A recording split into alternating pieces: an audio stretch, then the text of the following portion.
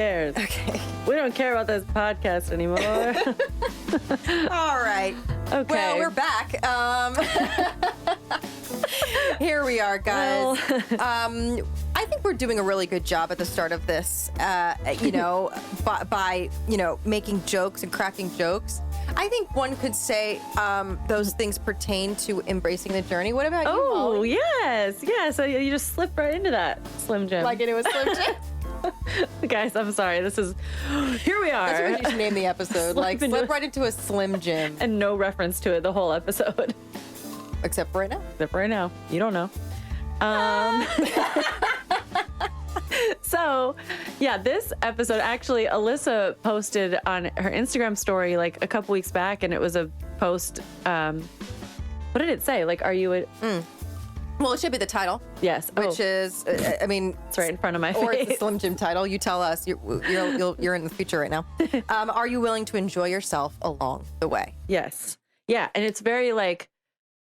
it's great to be, it's a fine line because it's a beautiful thing to be goal oriented and have dreams and have things you want to achieve. And honestly, I don't ever want to get to a place in life where I'm completely satisfied, so to speak. You want to be fulfilled and happy. But there's always going to be things, right? Like even stuff like, I think I want to paint this room a different color. I want to rearrange the furniture to like, I want my career to go in this direction or my family to go in this direction, all of these things. So, and things could happen. Like if let's say that goal is to, paint your apartment or paint your room, and you get to Home Depot and I can't with the vacuum. I didn't even hear it. Hopefully you guys don't hear that at home.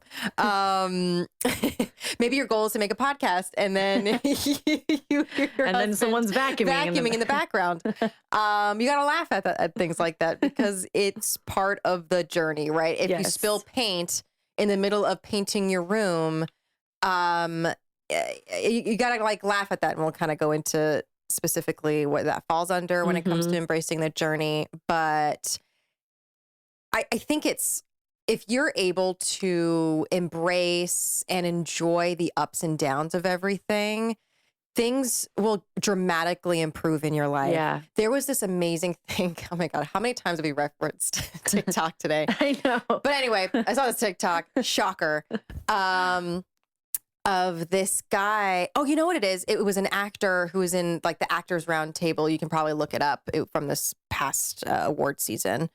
And I forget what movie he's in, but this actor was just talking about his mental health and how he was talking to his therapist about how exhausted he is experiencing really high highs and really low lows.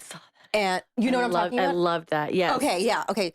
So yeah, he was just talking about how it's exhausting and he doesn't want to do that anymore. And his therapist was just like, well, think about your life as a heartbeat monitor.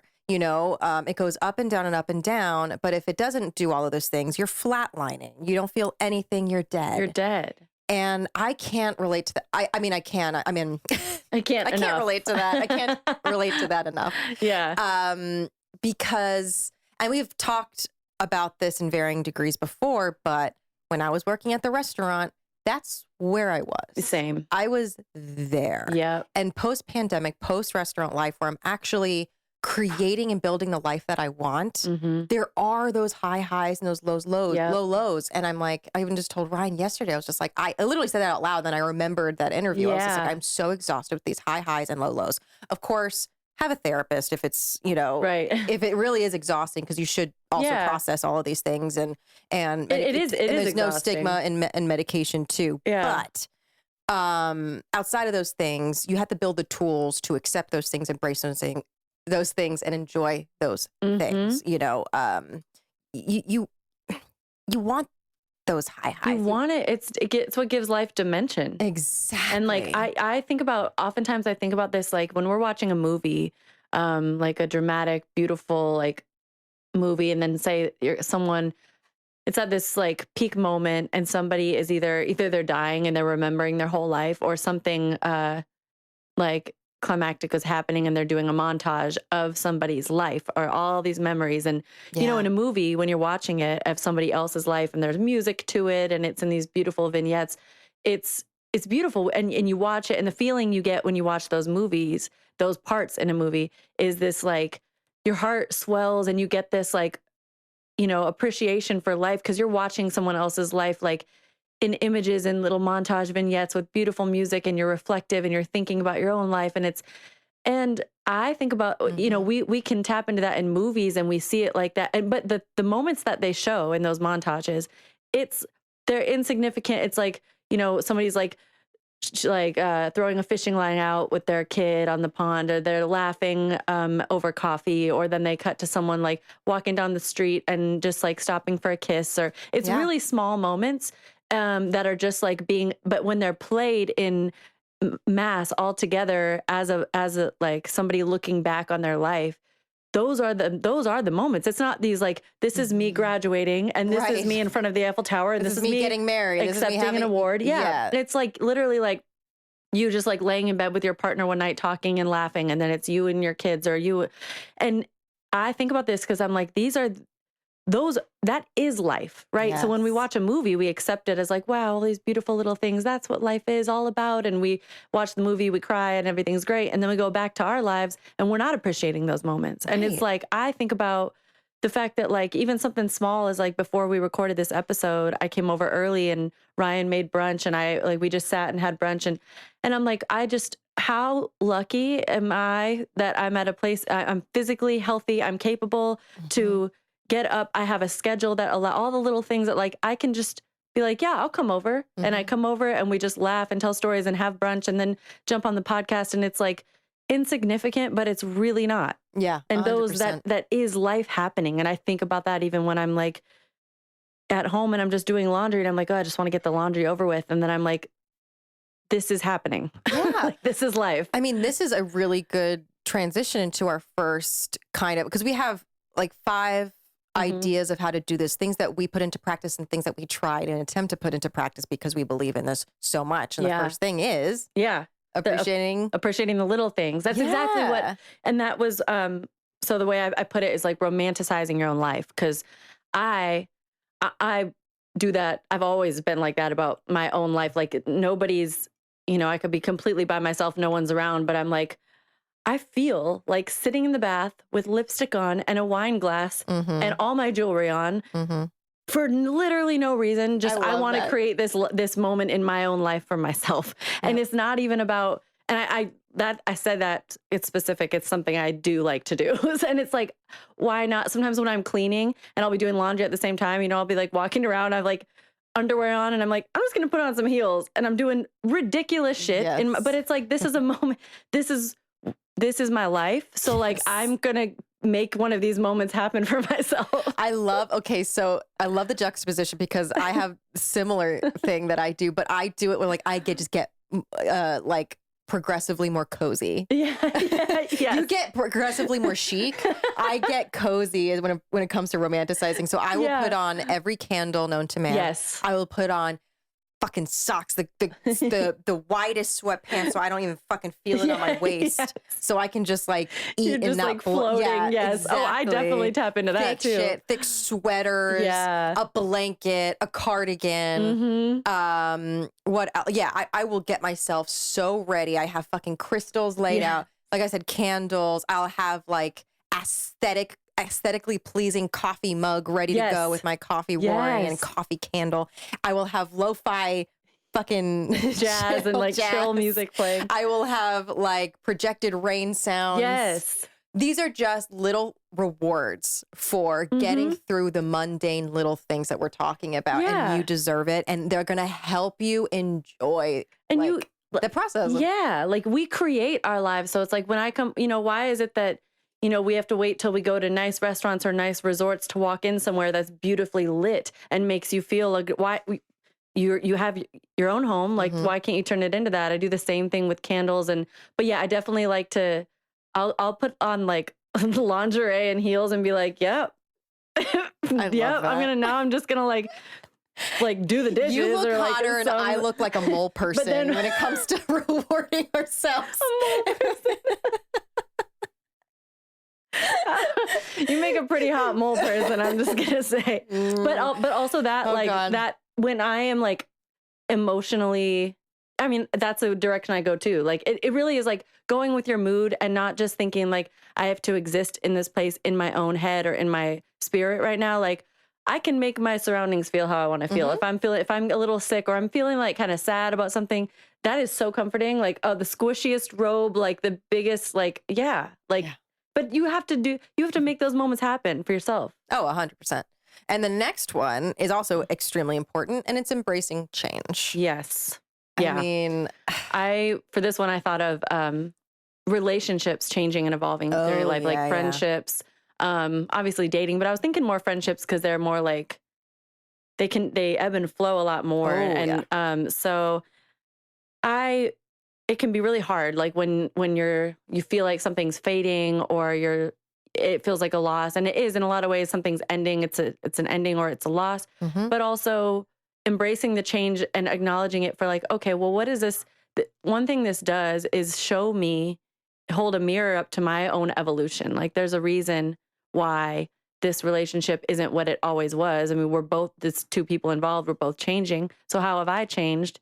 And a lot of that is beautiful. It's like, you can't always grow in the same direction as someone else, but embracing the change, even though there's pain that goes with it, and Mm. just being like, this proves I'm not the same person I was however many years ago. And that's good. Yeah. Oh my God. Yeah. I think for me, how I've gotten used to the change and embracing it is moving across the country, Mm-hmm. being in an artistic field for sure, where you're constantly getting rejected Yeah. and you have to keep rewiring your brain Yeah. to accept this new phase, or you're taking 3 steps back. Mm-hmm. And then, oh, but you booked something, so you're taking all that 5 steps forward, but then you didn't book that. It's like Yeah. you constantly have to adapt. Yeah. And Always. I think it's easier when you're in fields like that. And when you're not in fields like that, I think of what I can impart is I heard this on a podcast. This comedian who I love, Natasha Leggero, was talking about her life in this book that she had written. And this was specifically pertaining to why she decided to have children so late in life. Mm. But I think this can pertain to anything. And it's like, and she had said, you should never have just one season of your life. Your Yeah. life should have many different seasons, so many different phases. Yeah. So if you're afraid of change, think about it like that. Think about looking right. back on your life and realizing that you did have just maybe one season, Mhm. where you weren't trying something new or trying new relationships or trying a Yeah. new hat on, a new hobby, a new passion, a new career choice. You can't grow without it. Exactly. And I love that. I love that Mhm. idea. And I think I even think about that when it comes to negative things that have happened. Yeah. Like they can be bad seasons. You can have a bad weather Right. Right. season. And it only serves to like emphasize the highlights of the good times. Yeah, it just textures Yeah. your perception and experience. Mhm. Yeah. Another thing you can do is pick a time to project the future Mm-hmm. so that, because if you're too hung up, they say if you're hung up on the past, that's depression. If you're hung up on the future, that's anxiety. And you try to be somewhere in between. Yeah. And we all vacillate. But something that can be helpful is like choosing a specific time to focus on the future so that you're Mhm. not constantly in a state of anxiety of like, always there, Right. and kind of like giving it its moment for yourself. Like for me, I write in my journal a lot, Mhm. and actually that definitely bleeds into songwriting. Just writing in general helps me, and something that I do, I list. I'm becoming more and more and more dependent on my actual physical planner. Yeah. Like I have stuff in my phone, but something about like writing stuff down for me with my hand and pen and paper is like locks it in, and I love Yeah. it. So I just need something like tangible. But I write down like weekly or like and monthly. I just list my goals for the coming shorter period of time in my planner, like at the top of the week or like even at the beginning of the day. I'll be like, okay, this is something I want to focus on today. I want this music video to be released here. So today I want to work on, and that keeps me like in the future and also in the present moment simultaneously. And if I take time to just sit down and do that and like do it all at one time, I'm Mhm. not all day having this buzzing anxiety of like, what was the thing I need to be working on? Oh, I Right. should. Yeah. I have to be honest. Like this one, I think I'm the worst at. Yeah. I think Because it's hard. that's something I do constantly is think about all the negative things that could happen. Like Mm. that's just how anxiety works. You're just always just like, I got to prepare for the worst case scenario because that's just what life is about. You know what I mean? You're Yeah. not really like, Right, right. what the hell? Like you can't live that way. Yeah. Um, but like daydreaming is something that I've always done. It's kind of like an Mhm. escapism. I think we've talked about that before, Yeah, but yeah. regardless, like I just love the idea of allotting time in your day to focus on those things. So you're not just, it's not overspilling into your other activities throughout the Mhm. day. Life is way too short for Yeah. stuff like this. So if you allot time, 10 minutes, all right, 10 minutes, sit down, daydream, journal, think about your goals, like Mhm. Molly said. Think about, I'm even thinking like, let's say your brain goes to the negative things. I feel like a way to combat that is to be like, okay, well, what is the worst case scenario? What is the worst Yes. possible scenario? Imagine it. Uh-huh. I mean, let alone don't be like, oh, I'm going to get shot. Yeah. Like you can't do that. Yeah, yeah. Um, But did you ever watch This Is Us? I've only seen like some episodes. There's a couple in there, Randall and Beth, I think, and they play. It's sweet because it's like a thing they do between themselves as a couple. Where if there's one of them or both of them is freaking out about something, they play a game. They're like, okay, let's play worst case scenario, and they both just word vomit what they're the most afraid of, and they just Aw. get it out to each other, and then neither of them is like, oh no, it's not going to happen. No, they let the other one just say it, and they're like, damn, and they're like, okay, well. I'm afraid, like, what if this and this and this, and they spiral into like the worst of the worst, and they just hear each other out, and then they're like, okay, and then they move forward because it's like something about getting it out. It's getting it out and being heard. Yes, And no one's saying, oh, that's not going to happen. right, Like, right, oh, right. that, of course, Because that's you not don't gonna always happen. want to be comforted when you know that they can't guarantee you that anyway. Exactly. So it's just like I always loved that. It was a cute thing as a couple because they'd be going through hard moments with their kids or in their relationship, or they're both in the car driving somewhere panicking, and I they're love like, that. worst case scenario.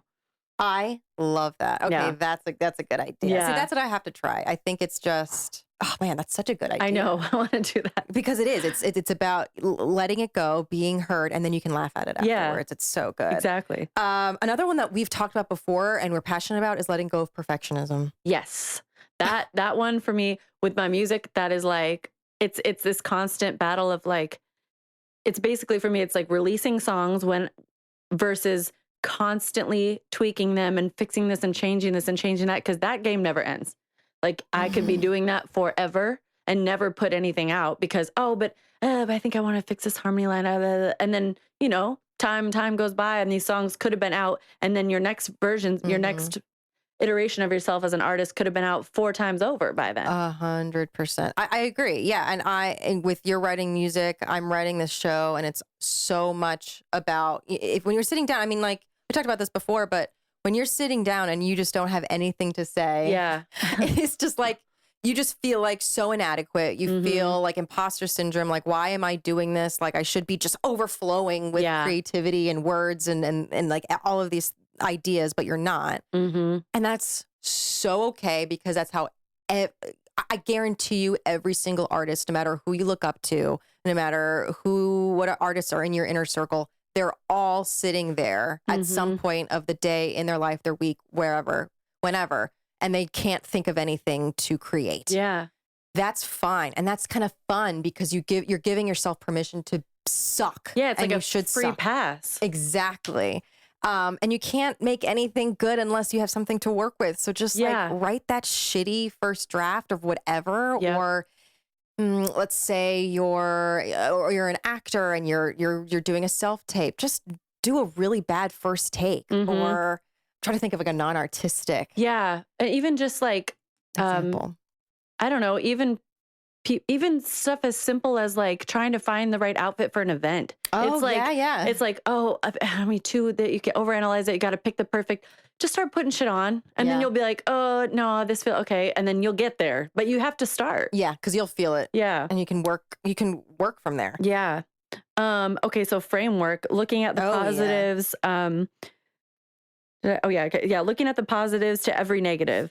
And it's, it's not about like toxic positivity and just like bulldozing over what's wrong, but it's like, you do have to have perspective and take a step back sometimes. And I thought of the example, I was telling Alyssa earlier, I'm waiting to hear if I got this client for this job I really, really, really want. And I'm just waiting to hear. I went through all the interview process and I'm like really excited about it.